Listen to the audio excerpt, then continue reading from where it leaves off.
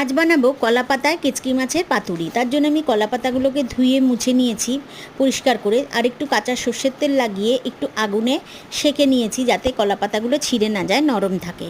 আর একটা বাটিতে কাচকি মাছগুলো ভালো করে পরিষ্কার করে ধুয়ে নিয়েছি, নুন হলুদ পরিমাণ মতন দিয়ে দিয়েছি, আদা কুচি দিয়ে দিয়েছি, বেশ খানিকটা কাঁচা লঙ্কা চিড়ে দিয়ে দিয়েছি, দুটো বড় সাইজের পেঁয়াজ দিয়ে দিয়েছি, আর বেশ খানিকটা সর্ষের তেল দিয়ে দিয়েছি, একটু জিরা গুঁড়ো দিয়ে দিয়েছি, একটু লঙ্কার গুঁড়ো দিয়ে দিয়েছি, দিয়ে বেগুন কুচিটা এর মধ্যে দিয়ে ভালো করে মাখিয়ে কলা পাতায় ঢেলে দিয়েছি।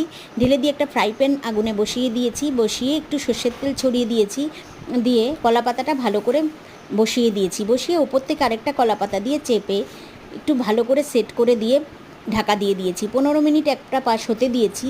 দেখুন 15 মিনিট পরে একটা পাশ কত সুন্দরভাবে হয়ে গেছে। সেমভাবে প্লেট নিয়ে আরেকটা পাশও আমি উল্টে দিয়েছি, উল্টে আবারও 10 মিনিটের জন্য হতে দিয়েছি। ব্যাস, আমার কলা পাতায় কেচকি মাছের পাতুরি রেডি।